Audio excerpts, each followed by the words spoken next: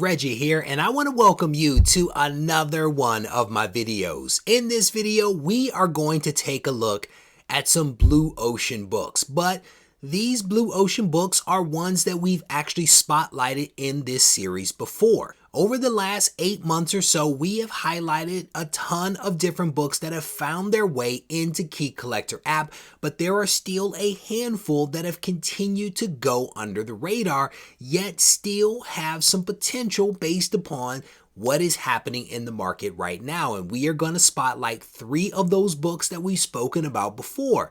But as a bonus, we're going to include one additional book that we have never highlighted in the show before. So I definitely want to encourage you to stay tuned. Despite what the thumbnail may say for this video, this is not about rushing out and buying these comics.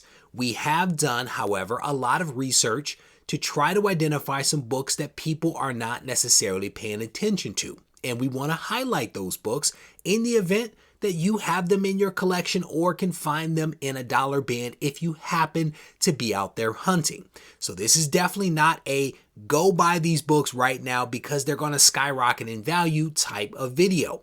With that said, I want to highlight that the fair market values that we are going to cite in this video are actually derived from cover price. The other thing that I want to do is to highlight the sponsor of this video, Hip Comic, and to let you know about a really awesome offer that they are extending to you.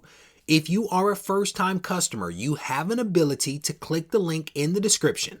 And when you spend $100 on Hip Comic, they will actually give you cash back in the form of $50. So it's free money that is hanging out there. And I definitely want to encourage you to take advantage of this opportunity. It is a limited time offer, but the great thing is that there is a massive selection of comics on the Hip Comic platform. In fact, there are 1 million comics waiting for your perusal. Make sure to click the link in the description and check them out today. With that said, let's get to the books.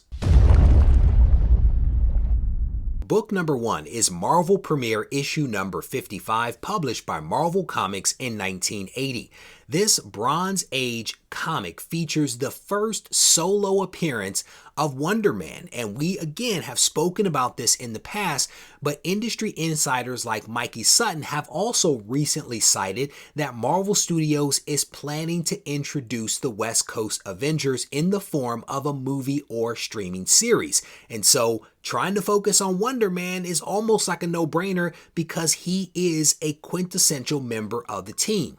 Numerous West Coast Avengers have already been featured in Disney Plus series, including The Colorless Vision, Scarlet Witch, Hawkeye, War Machine, and also Moon Knight. And as I mentioned, Wonder Man is a core member of this group, so if they do introduce the West Coast Avengers, it's almost like a no-brainer that he is going to appear. There have been numerous teases of Wonder Man in the past, but we haven't yet seen him besides the MODOK claymation series that was released on Hulu. After cover appearances, origin stories, first cover appearances, first solo stories, and first title series often become sought after keys by collectors.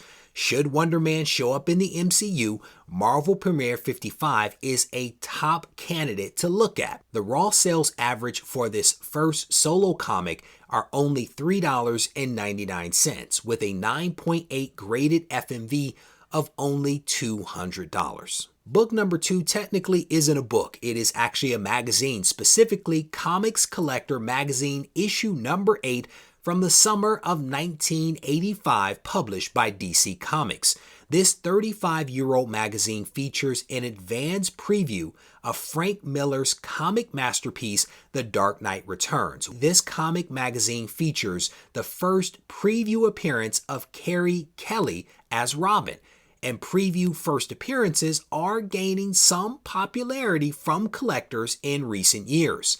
Over the last decade or so, publishers have made more of an attempt to be more inclusive and more diverse.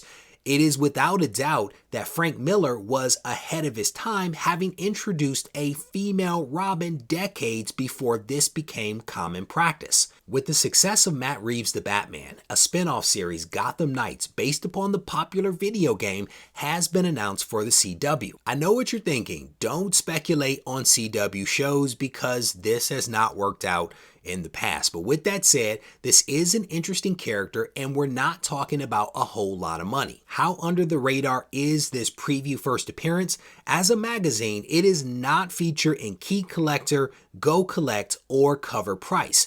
The book does, however, pop up occasionally on eBay and generally sells somewhere between $5 and $20. Book number 3 is God Country issue number 5 from Image Comics, and this again is a book that has been spotlighted on the channel because Donny Cates is an incredibly talented writer. At present, it appears that Legendary Entertainment is still moving forward with its plans to develop God Country for Netflix.